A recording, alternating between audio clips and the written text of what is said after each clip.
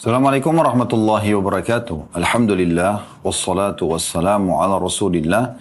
Segala puji dan puja kehadirat Allah subhanahu wa ta'ala. Juga salawat dan taslim kepada Nabi besar Muhammad sallallahu alaihi wa ala alihi wa sahbihi wasallam. Saudaraku seiman, di hari kemerdekaan ini semoga Allah subhanahu wa ta'ala menjaga selalu persatuan dan kesatuan kita. Allah selalu merdekakan negara kita dari penjajahan apapun sifatnya.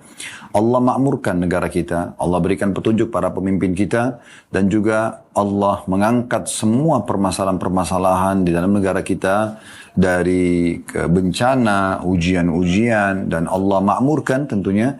Dan semoga insya Allah kita menjadi contoh bagi negara-negara yang lain. Allahumma amin. Saudaraku seiman, pada kesempatan ini kita akan melanjutkan bahasan kita. Namun pada hari ini secara online, sebelumnya pekan lalu hari Kamis secara offline, bedah buku kita 35 amal pelebur dosa yang ditulis oleh Fatin binti Abdul Aziz. Dan kita insya Allah akan masuk ke amal yang ke-12. Dan amal yang ke-12 ini luar biasa ya. Saya melihat ini sebuah bonus yang sangat besar dari Sang Pencipta Allah subhanahu wa ta'ala untuk setiap muslim, terutama bagi para pelaku dosa. Di mana sumber permasalahan hidup semua orang adalah dosa. Karena dosa ini adalah pelanggaran, kemaksiatan kepada Sang Pencipta Allah subhanahu wa ta'ala. Kapan seseorang melakukan perbuatan dosa, maka pastikan akan ada konsekuensi hukuman dari perbuatan tersebut.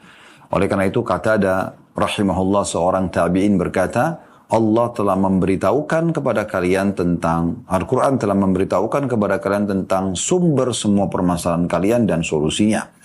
Kemudian ditanyakan kepada beliau, apa yang Anda maksudkan? Kata beliau, Al-Quran telah memberitahukan tentang dosa-dosa kalian dan juga mengajarkan kepada kalian untuk istighfar dan taubat. Kembali ke jalan Allah SWT. Jadi sumber masalah adalah dosa dan solusinya tidak ada lain kecuali taubat dan istighfar. Taubat ini teman-teman artinya kembali ke jalan Allah subhanahu wa ta'ala. Setelah seorang hamba melakukan dosa. Tentu setiap hamba bisa saja berbuat dosa dan kita akan membagi menjadi dua bagian.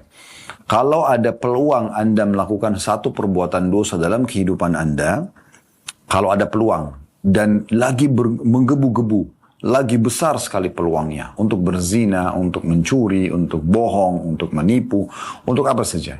Di saat itu, Anda punya kewajiban untuk memberhentikannya dan menolak bisikan syaitan. Anda bersabar, walaupun gejolaknya besar. Tolak semua itu.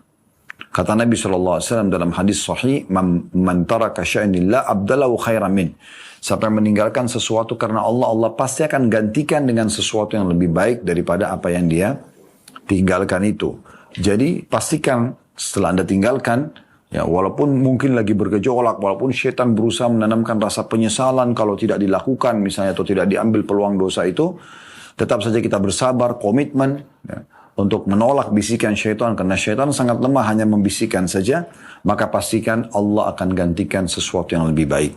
Berapa banyak orang yang meninggalkan perbuatan zina, Allah berikan pasangan yang baik. Berapa banyak orang yang meninggalkan pendapatan haram, Allah berikan pekerjaan yang halal. Berapa banyak orang yang meninggalkan ya pelaku perbuatan-perbuatan buruk, Allah sembuhkan penyakitnya, Allah tinggikan derajatnya dan seterusnya. Ya, jadi ini sangat jelas dalam realita kehidupan kita tentunya teman-teman sekalian.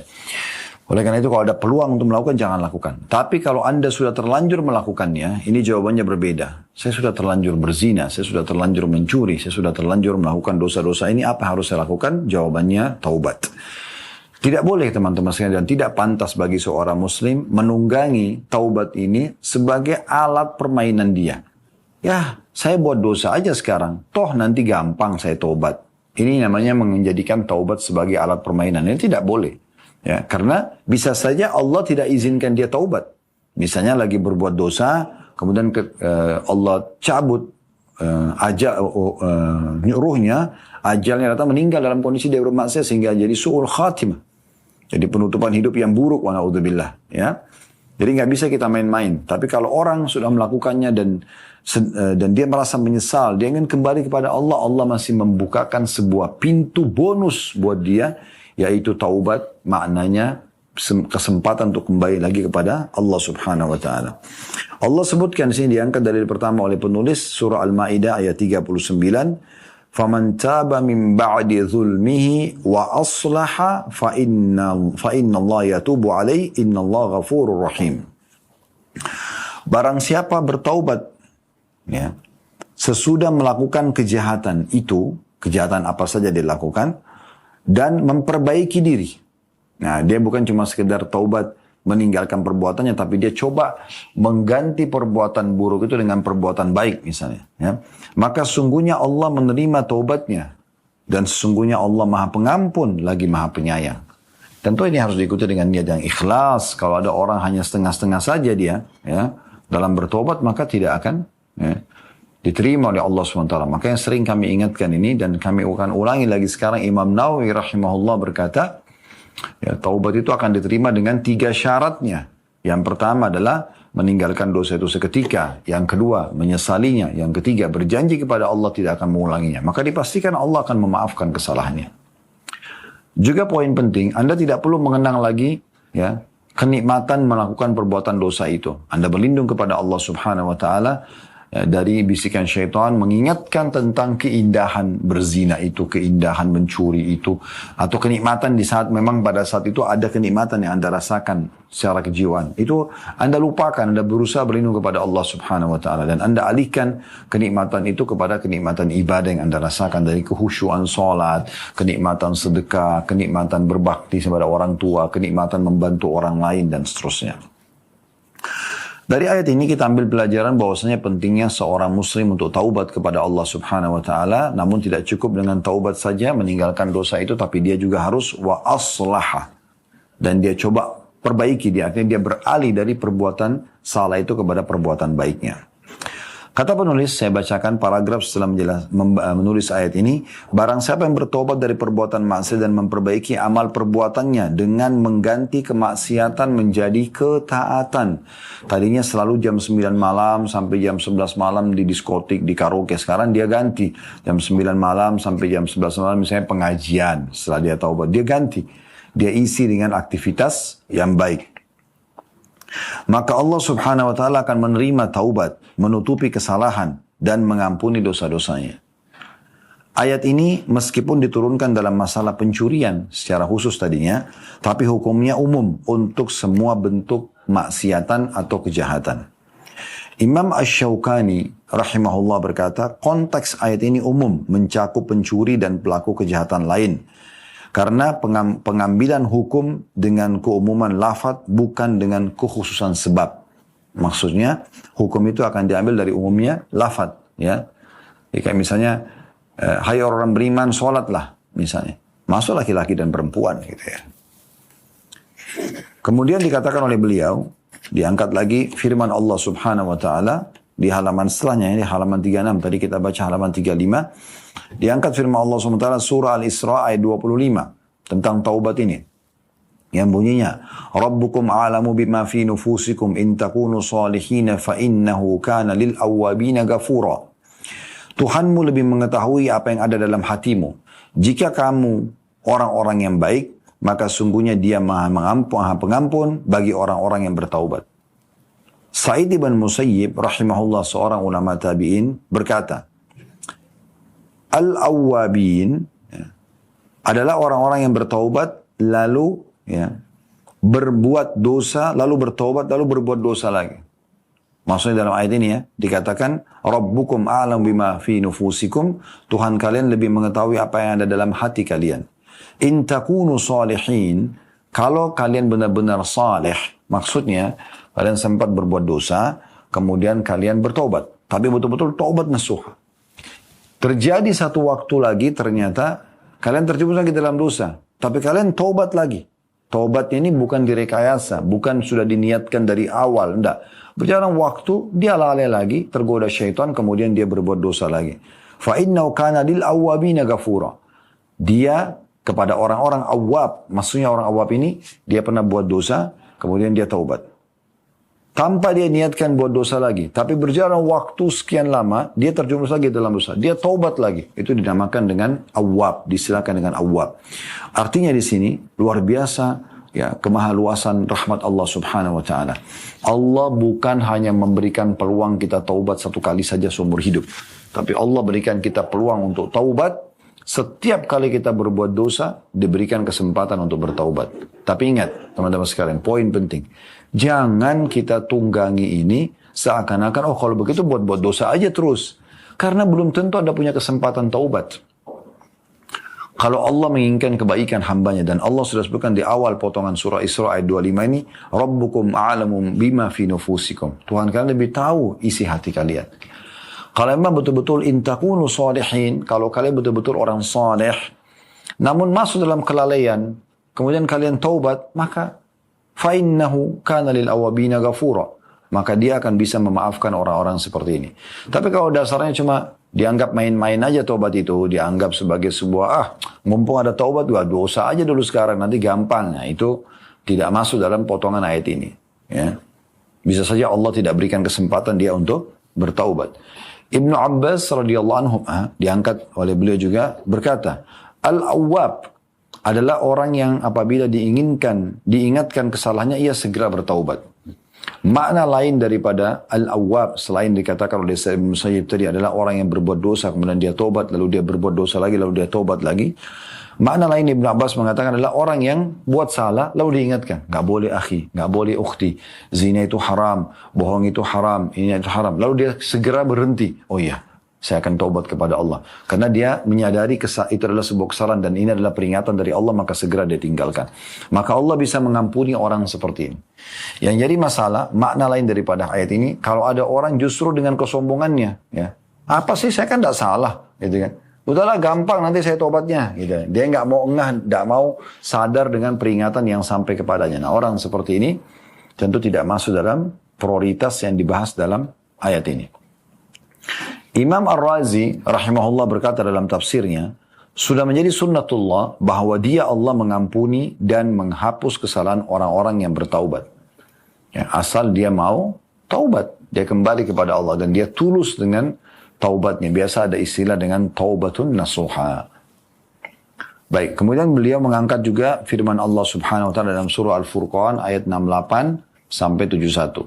Bunyinya, وَالَّذِينَ لَا يَدْعُونَ مَعَ اللَّهِ إِلَهًا آخَرَ وَلَا يَقْتُلُونَ النَّفْسَ الَّتِي حَرَّمَ اللَّهُ إِلَّا بِالْحَقِّ وَلَا يَزْنُونَ وَمَنْ يَفْعَلْ ذَلِكَ يَلْقَى أَثَامًا يُضَاعَفْ لَهُ الْعَذَابُ يَوْمَ الْقِيَامَةِ وَيَخْلُدْ فِيهِ مُهَانًا إِلَّا مَنْ تَابَ وَآمَنَ وَعَمِلَ عَمَلًا صَالِحًا فَأُولَئِكَ يُبَدِّلُ اللَّهُ سَيِّئَاتِهِمْ حَسَنَاتٍ وَكَانَ اللَّهُ غَفُورًا رَحِيمًا وَمَنْ تَابَ وَعَمِلَ صَالِحًا فَإِنَّهُ يَتُوبُ إِلَى اللَّهِ مَتَابًا.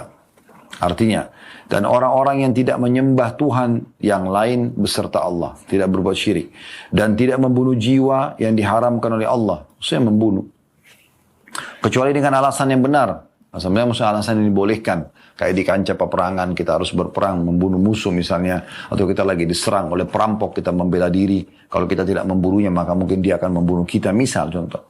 Ya. Atau pemerintah yang menerapkan hukuman mati pada orang-orang misalnya memang melakukan kerusakan di muka bumi, misal contoh. Ya.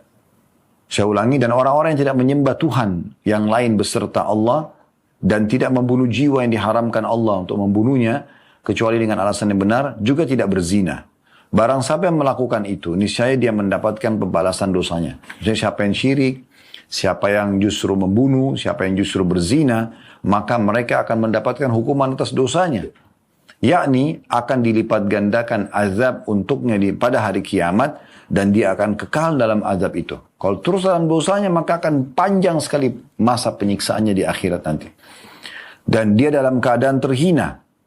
Kecuali, ya, ada pengecualian ini jadi saksi bahasan kita. Orang-orang yang taubat. Maksudnya mereka sempat berbuat di dunia tapi sempat juga bertaubat sebelum meninggal. Beriman dan beramal saleh. Nah, 3 hal ini di garis bawahi. Dia bertaubat, kemudian setelah itu dia beriman kepada Allah, maksudnya dia terdorong dengan keimanannya kepada Allah, supaya dia takut untuk mengulangi dosa tersebut, dan sibuk mengerjakan amal soleh. Tadinya nggak sholat, taubat, dia sholat. Tadinya nggak tutup aurat, dia taubat, tutup aurat. Tadinya dia mencari pendapatan haram, dia taubat, dia cari sekarang pendapatan halal misalnya. Nah seperti itu. Tadinya dia berzina, dia taubat, sekarang dia menikah, misal contoh. Ya. maka kejahatan mereka, dosa-dosa mereka, diganti Allah dengan kebaikan. Diganti menjadi pahala. Jadi ini karunia Allah subhanahu wa ta'ala luar biasa bagi orang yang mau taubat. Karena dengan dia taubat betul-betul tulus karena Allah subhanahu wa ta'ala, Allah akan berikan, gantikan, bukan cuma sekedar menghapuskan dosa-dosa dan melepaskan dia dari hukuman, tapi juga Allah subhanahu wa ta'ala mengganti dosa-dosa itu menjadi pahala. Ya. Dan Allah maha pengampun lagi maha penyayang. Dan orang-orang yang bertobat dan mengajarkan amal soleh, maka sungguhnya dia bertobat kepada Allah dengan taubat yang sebenar-benarnya. Taubat yang sebenar-benarnya.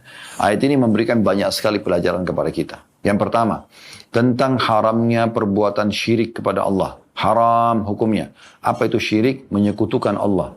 Mempartnerkan makhluk dengan Allah. Yang contoh paling nyata adalah penduduk Mekah di masa fase hidup Nabi SAW. Mereka yakin Ka'bah adalah rumahnya Allah. Mereka muliakan Ka'bah. Mereka juga mengerjakan ibadah haji. Tapi mereka mendatangkan patung-patung sebagai sekutu Allah. Mereka anggap juga itu sebagai Tuhan-Tuhan mereka. Selain berdoa sama Allah, berdoa juga sama patung tersebut. Ya, mengusap-usapnya ya, dan seterusnya, menyembeli untuknya ya, dan seterusnya. Ini semua atau yang semisalnya, ini semua adalah perbuatan syirik kepada Allah subhanahu wa ta'ala. Makanya mereka dikenal dengan musyrikin Makkah. Atau musyriki Makkah, mereka adalah orang-orang musyrik dari kota Makkah. Ya. Sampai akhirnya Allah selamatkan mereka. Setelah pembebasan kota Makkah, Makkah dibebasin dari patung-patung. Ada 360 patung yang mereka sembah. Dan yang paling pertama Nabi SAW lakukan pada saat masuk ke Makkah adalah setelah menenangkan kondisi dan menyebarkan keamanan, ya, kota tersebut sudah tidak ada lagi kira-kira perlawanan yang akan terjadi dari penduduk Mekah. Beliau kumpulkan mereka semua depan Ka'bah dan Nabi SAW memperlihatkan kepada mereka tentang kesalahan keyakinan mereka selama ini. Mereka mengkultuskan patung-patung tersebut dan sampai pada tingkat mereka anggap sebagai Tuhan, padahal mereka yang bentuk, mereka yang pahat, mereka yang berikan nama, kalau rusak mereka yang perbaikin, kemudian mereka panggil sebagai Tuhan. Bahkan ada di antara mereka mengkultuskan luar biasa sampai menganggap tidak boleh memandang ke Tuhan patung yang bernama ini dan itu. Seperti patung mereka di Mekah bernama Hubal. Mereka punya keyakinan di masa itu kalau memandang Hubal matanya bisa buta. Ya. Itu patung yang sangat besar yang mereka buat. Ini karang-karangan semua, tidak ada hubungannya. Sama sekali tidak ada hubungannya. Maka Nabi SAW keliling di sekitar Ka'bah, ya, sambil membawa tongkat beliau dan menghancurkan satu persatu patung tersebut. Ada di antara patung yang Nabi SAW pukul lalu hancur, ada yang belum disentuh sudah hancur. Allah SWT hancurkan. Terakhir Nabi SAW sengaja membiarkan Hubal, patung yang paling besar, yang mereka anggap paling kuat, dan dirantai patung itu. Mereka takut Tuhan mereka dicuri, gitu kan. Maka Nabi SAW dari atas unta beliau mencolok matanya Hubal, sambil mengatakan wa qul ja'al haqq wa zahaqal batil innal batila kana zahuqa. Membaca firman Allah Subhanahu wa taala. Wa qul ja'al haqq, katakanlah telah datang kebenaran, wa zahaqal batil, dan mengalahkan kebatilan. Innal batila kana zahuqa, dan ketahuilah kebatilan pasti akan sirna. Maka goyanglah Hubal dan rubuh pada saat itu. Kemudian para sahabat atau zubu pecah beberapa keping, maka para sahabat datang kemudian menghancurkan patung tersebut. Disitulah orang-orang Quraisy menyadari ternyata sesembahan mereka ini semuanya lemah dan ini kedustaan. Dan akhirnya mereka memurnikan bertauhid kepada Allah Subhanahu wa taala. Ini tidak boleh. Oleh karena itu juga tidak boleh teman-teman sekalian seperti memakai jimat-jimat, ya, di Indonesia biasa kita pakai jimat. Kata Nabi SAW, man allaqa tamimatan faqad asyrak. Siapa yang menggantungkan jimat dia telah berbuat kesyirikan. Atau mengatakan misalnya turunnya hujan ya karena bintang ini dan bintang itu. Sebagaimana Nabi SAW pernah bersabda kepada para sahabat selepas hujan semalaman, di pagi hari beliau mengatakan, sungguhnya Allah berfirman, telah beriman pada pagi ini hamba-hambaku dan telah kafir kepada bintang, dan ada di antara mereka juga yang beriman pada bintang tapi kafir kepadaku. Adapun orang yang mengatakan hujan ini turun karena izin Allah, dia beriman kepada Allah dan dia kufur kepada mentuhankan bintang-bintang. Dan siapa yang mengatakan kami mendapatkan hujan karena bintang ini atau bintang itu, maka berarti dia beriman pada bintang dan kufur kepada Allah Subhanahu wa taala. Orang muslim selalu berhubungan sama Tuhannya secara langsung tanpa membutuhkan perantara, apalagi benda-benda mati, ya. Tapi kalau dia datang kepada orang yang masih hidup sambil mengatakan misalnya tolong doakan saya, itu tidak ada masalah. Tapi kalau orang sudah meninggal dunia, ini sudah tidak bisa lagi. Mereka yang butuh doa ya dari kita. Sebagaimana kita saja mendoakan para sahabat, para syuhada, ya. Kemudian para nabi-nabi kita selalu mengatakan alaihimus salatu wassalam. Kita doakan supaya kesejahteraan dan salam hormat disampaikan kepada mereka. Semua itu teman-teman sekalian menandakan orang yang mati yang membutuhkan kepada kita. Ini yang pertama. Kemudian yang kedua, tidak boleh membunuh. Ini sudah kita jelaskan di dosa-dosa besar tentunya. Di bahasan kita ada di playlist YouTube insyaAllah. Namun saya ingatkan kembali, membunuh ini hukumnya haram, tidak boleh sama sekali. Baik itu yang paling dekat, misalnya seorang ibu menggugurkan bayi yang ada di perutnya. Aborsi misalnya, ini tidak boleh ya, membunuh. Orang tua membunuh anaknya misalnya, ya, atau anak membunuh orang tuanya, itu lebih parah lagi ya. Atau pasangan pada pasangannya, atau membunuh orang lain tanpa alasan yang benar. Sudah kita jelaskan tadi alasan benar, lagi berperang misalnya di kancah peperang. Kita harus membunuh musuh kita, kalau tidak kita dibunuh misalnya. Atau kita lagi diserang oleh perampok, kemudian kita membela diri. Nah ini berarti dibolehkan ya. Itu pun kata Nabi SAW, فَإِذَا قَتَلْتُمْ فَأَحْسِنُوا الْكِتْلَى. Kalau kalian harus membunuh, bunuhlah dengan cara yang baik. Ya. وَإِذَا ذَبَحْتُمْ فَأَحْسِنُوا الذِّبْحَ. Dan kalau kalian menyembelih, maka sembelihlah dengan cara yang baik. Hewan pun disembelih harus dengan cara yang santun. Tidak boleh menyakitinya. Itu juga dengan musuh. Kita tusuk, selesai. Tidak ada mutilasi. Ya. Tidak boleh membakar. Nah, ini semua dilarang oleh Nabi SAW. Beliau mengatakan jangan ada beberapa sahabat menukir riwayat dari Nabi SAW bahwasanya jangan kalian ya memutilasi. Dan kata Nabi SAW tidak boleh membakar kecuali pemilik api itu. Maksudnya Allah Subhanahu wa ta'ala. Jadi ini jelas sekali. Kemudian yang ketiga adalah tentang haramnya zina, dilarangnya perbuatan zina. Karena ini akan mengganggu nanti jalur nasab. Ya. Karena status sperma yang masuk ke rahim seorang wanita bisa membuatnya hamil. Dan akhirnya terjadilah keturunan manusia yang tidak jelas. Bukan melalui syarat dan peraturan Allah yaitu akad nikah. Nah ini tidak boleh. Gitu kan. Selain daripada itu pernah ada sahabat mengatakan, ya Rasulullah saya siap meninggalkan semua larangan Islam kecuali zina. Izinkan saya berzina. Lalu Nabi SAW mengatakan, kau mau nggak kalau ibumu dizinai, saudarimu dizinai, istrimu dizinai? Dia mengatakan tidak. Maka kata dia, begitu juga orang lain. Artinya jangan kamu lakukan. Karena orang lain pun tidak suka dengan perbuatan tersebut. Nah ini contohnya. Jadi hindari saja. Dan Allah SWT mengatakan tentang zina, wala taqrabu zina, jangan dekati, jangan mulai perbuatan zina tersebut. Karena innahu kana fahishatan wa sa'a sabila, karena dia adalah perbuatan yang buruk ya, dan seburuk-buruk jalan yang ditempuh. Kemudian pelajaran yang keempat, kalau ada orang melakukan salah satu dari tiga dosa ini, apalagi kalau menggabungkan semuanya ya, maka pastikan dia akan mendapatkan siksaan yang dilipat gandakan di hari kiamat nanti. Jadi akan ada hukumannya. Saya sudah bahasakan tadi, tidak ada dosa yang tidak ada konsekuensi hukum. Maka kalau Anda berani membuka pintu dosa, berarti Anda siap untuk menerima konsekuensi hukumnya. Na'udzubillah, semoga Allah selamatkan kita tentunya. Itu pelajaran keempat dari ayat Al-Quran. Pelajaran yang kelima yang bisa kita ambil dari ayat ini adalah keutamaan bagi orang-orang yang taubat dari perbuatan dosanya. Kalaupun dia berbuat dosa, kemudian dia bertaubat, maka itu berarti ya, Allah akan terima. Ya, saya dia tadi berbuat syirik, dia membunuh, dia berzina, maka dia kalau taubat kepada Allah terima. Perbuatan syirik itu dia tinggalkan semua syiriknya, ya, kemudian perbuatan membunuh dia taubat kepada Allah lalu dia minta, ya, dia membayar dia misalnya atau denda kepada keluarga orang yang pernah dia bunuh, atau kalau dia tidak temukan maka dia taubat kepada Allah SWT dan dia boleh bersedekah dari jumlah dia atau denda itu.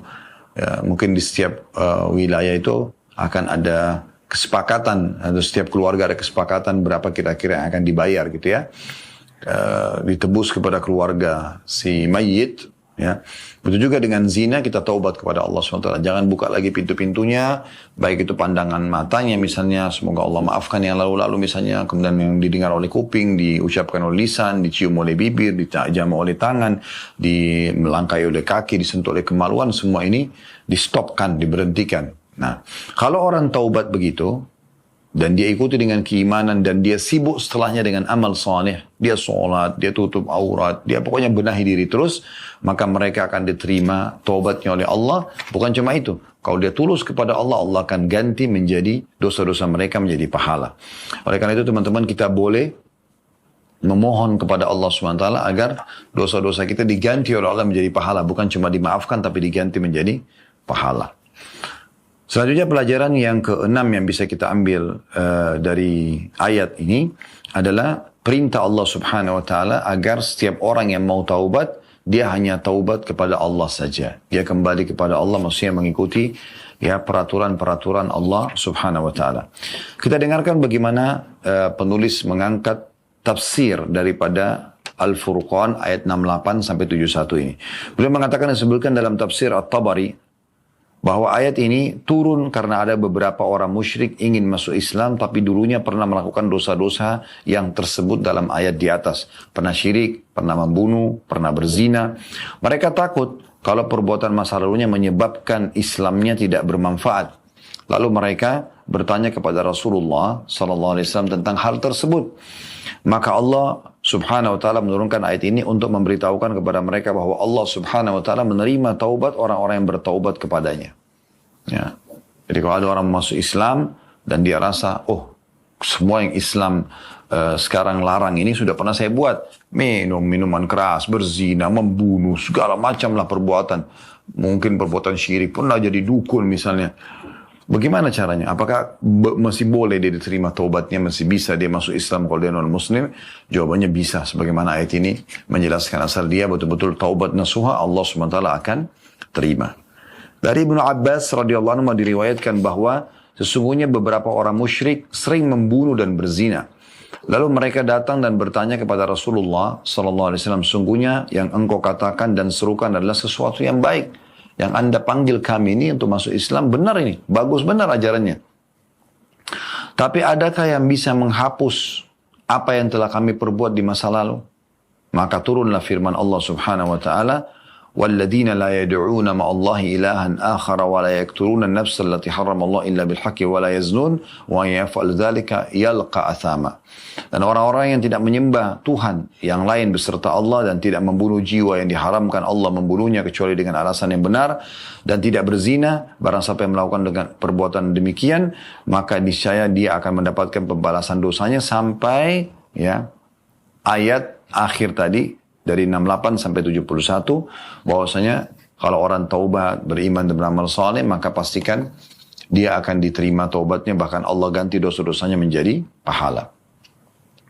Juga turun firman Allah Subhanahu Wa Taala dalam surah Az-Zumar ayat 53. Pada waktu itu juga bersamaan, ya. Karena orang-orang ini mau masuk Islam tapi mereka takut dengan dosa-dosa masa lalu mereka. Bagaimana nih? Ya. Maka dikatakan, "Qul ya ibadilladzina asrafu ala anfusihim la taqnatu min rahmatillah." Katakan, hai Muhammad, hai hamba-hambaku yang melampaui batas terhadap diri mereka sendiri. Janganlah kamu berputus asa dari rahmat Allah. Jangan putus asa dari rahmat Allah. Maksudnya, tidak perlu mereka merasa khawatir, ya, takut karena perbuatan dosa mereka masa lalu, asal mereka mau kembali kepada Allah Subhanahu wa Ta'ala. Baik teman-teman sekalian, kita lanjutkan lagi dengan penutupan dari bahasan kita di bab ini, yaitu penjelasan dan penyampaian penulis berhubungan dengan surah Tahrim ayat 8. Allah Subhanahu wa Ta'ala berfirman, Ya ayyuhalladzina amanu tubu ilallahi taubatan nasuha, asa rabbukum an yukaffira ankum sayyiatikum wa yudkhilakum jannatin tajri min tahtihal anharu yawma la yukhzillahu an-nabiyya walladzina amanu ma'ah. Saya ulangi, Ya ayyuhalladzina amanu tubu ilallahi taubatan nasuhan asa rabbukum an yukaffira ankum sayyiatikum wa yudkhilakum jannatin tajri min tahtihal anharu yawma la yukhzillahu an-nabiyya walladzina amanu ma'ah nuruhum yas'a baina aydihim wa biaymanihim yaquluna rabbana atmim lana nurana waghfir lana innaka ala kulli syai'in qadir. Terjemahannya, hai orang-orang beriman, bertaubatlah kepada Allah dengan taubat yang semurni-murninya. Kembalilah kepada Allah benar-benar dengan tulus, ingin kembali kepada kebenaran, ingin meninggalkan semua pelanggaran-pelanggaran yang ada, dan mengubah keadaan dari buruk menjadi baik. Mudah-mudahan Tuhan kamu akan menghapus kesalahan-kesalahanmu dan memasukkanmu ke dalam surga yang mengalir di bawahnya sungai-sungai. Pada hari ketika Allah tidak menghinakan Nabi dan orang-orang yang beriman bersama dengan dia. Sedang cahaya mereka memancar di hadapan dan di sebelah kanan sambil mereka mengatakan, "Ya Tuhan kami, sempurnakanlah bagi kami cahaya kami dan ampunilah kami. Sesungguhnya Engkau Maha Kuasa atas segala sesuatunya."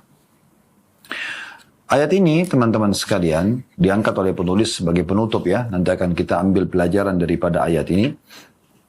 Allah subhanahu wa ta'ala menganjurkan hambanya agar bertaubat secara murni. Karena bisa menjadi sebab Allah menghapus kesalahan-kesalahan serta memasukkannya ke dalam surga.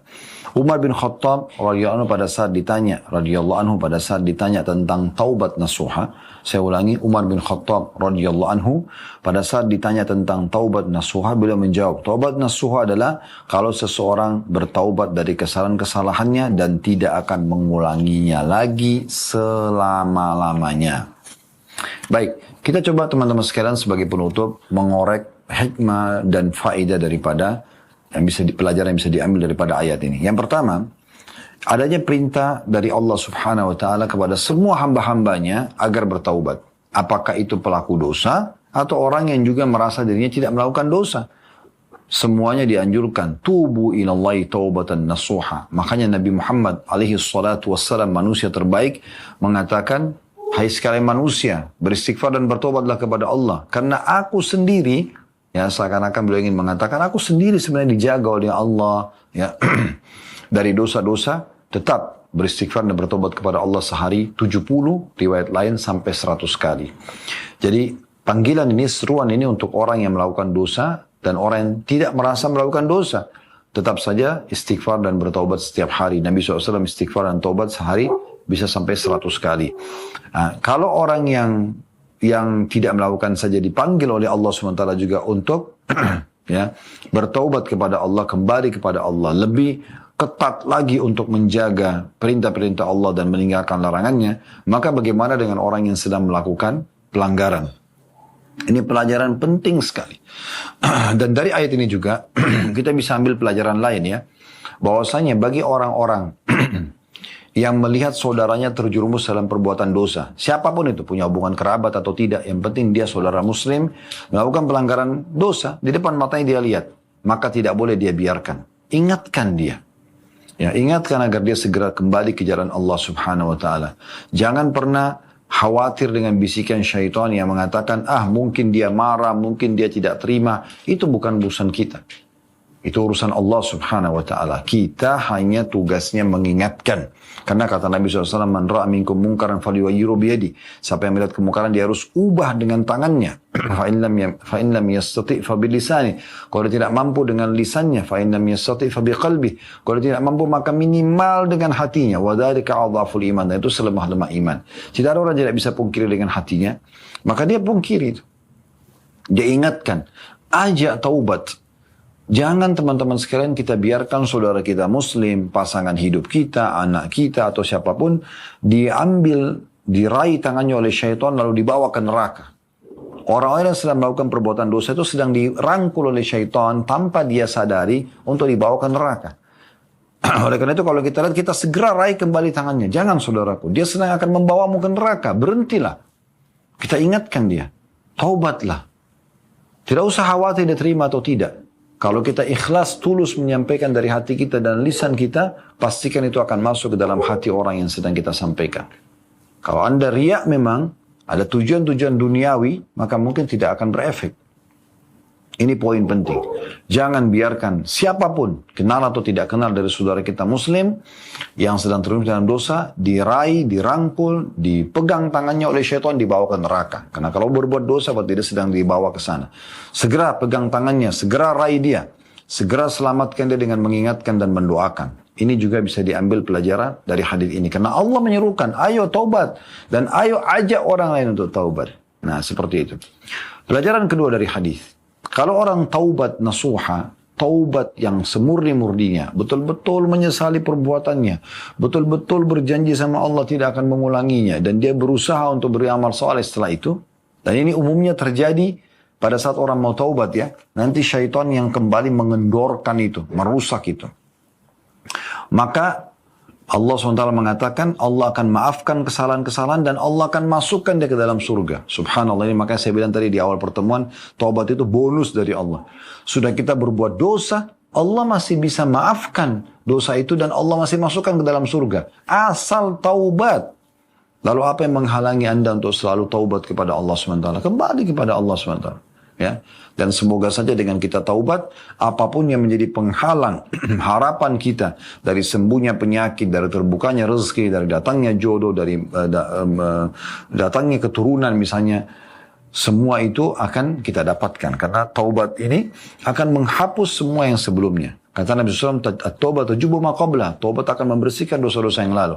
Dalam riwayat lain, at-taibu kaman la dzambalah. Orang yang bertobat seperti tidak ada dosanya lagi. Nah ini, orang tidak ada dosa berarti dia akan seperti orang yang baru dilahirkan lagi oleh ibunya. Dia tidak akan kena hukuman dan dia akan memulai semua dengan baru. Kemudian pelajaran yang ketiga dari hadis, dari ayat yang bisa kita ambil adalah bagaimana Allah Subhanahu wa taala menceritakan nanti kelak Nabi Muhammad SAW dan para nabi-nabi tentunya dan para pengikutnya yang beriman kepadanya dan juga ya selalu kembali kepada Allah Subhanahu wa taala, komitmen dengan iman dan amal soleh mereka sampai ajal datang, dan semoga Allah jadikan kita termasuk ini insyaallah, Allahumma amin. Maka Allah akan datangkan mereka hari kiamat bersama nabi-nabi masing-masing. Semua nabi di depan nanti akan diikuti oleh pengikutnya di belakangnya, maka akan mengeluarkan cahaya yang terang dari hadapan dan dari sisi kanan mereka. Lalu mereka akan mengucapkan doa ini, dan semoga insyaallah saya berdoa kepada Allah SWT di hari yang mulia ini, Allah menjadikan kita termasuk yang mengucapkan ini pada hari kiamat. Ya Allah, atmim lana nurana wakfir lana. Ya Allah, sempurnakanlah cahaya-cahaya kami ini dan maafkanlah kesalahan-kesalahan kami ini. Maka innaka ala kulli syai'in qadir, sungguhnya engkau maha mampu mengerjakan atau melakukan apa yang kau inginkan. Maka nanti ini akan diucapkan oleh orang-orang yang beriman kepada Allah SWT dan mengikuti jejak Rasul alaihi salatu wassalam. InsyaAllah pada hari kiamat dan semua kita termasuk di situ. Kedepannya insyaAllah kita akan masuk ke amal yang ke-13. Ini sebenarnya satu rangkaian ya, tapi beliau pisahkan. Tadi kita bahas taubat, kedepannya kita akan bahas istighfar ya, atau permohonan maaf kepada Allah Subhanahu wa taala dengan tentunya dalil-dalil yang ada juga. Semoga Allah mudahkan dan menerima taubat-taubat nasuha kita, dan Allah isi sisa umur kita ini semua dengan ketaatan, beriman kepadanya, sibuk dengan amal saleh. Allahumma amin. Dan semoga Allah Subhanahu wa taala memudahkan kita semua juga bersatu di surga firdausnya tanpa hisab di hari kiamat nanti. Allahumma amin. Saya terus mengajak teman-teman untuk mendukung channel dakwah ini dan mendukung semua channel dakwah yang menyampaikan Al-Quran dan Sunnah agar bisa menyebarkan agama Allah Subhanahu wa taala dalam hal menjalankan firman Allah SWT dalam surah Al-Ma'idah surah nomor 5 ayat 2, wa ta'awanu 'alal birri wat taqwa, saling mendukung dalam kebaikan dan ketakwaan, wa la ta'awanu 'alal itsmi wal 'udwan, dan jangan saling mendukung dalam kemaksiatan dan pelanggaran-pelanggaran tentunya. Dan juga teman-teman sekalian, kami mengajak Anda selalu bergabung bersama kami di Yayasan Sedekah Kreatif untuk aktivitas kegiatan sosial yang mungkin Anda bisa atau memudahkan agar harta Anda disampaikan ya di timbangan amal nanti pada hari kiamat, serta cukup banyak juga program-program kami yang lain yang bisa Anda partisipasi bersama kami. Mungkin saja kalau ada benar dari Allah, kalau ada salah dari saya mohon dimaafkan. Subhanakallahumma bihamdika asyhadu an la ilaha illa anta astaghfiruka wa atubu ilaik. Wassalamualaikum warahmatullahi wabarakatuh.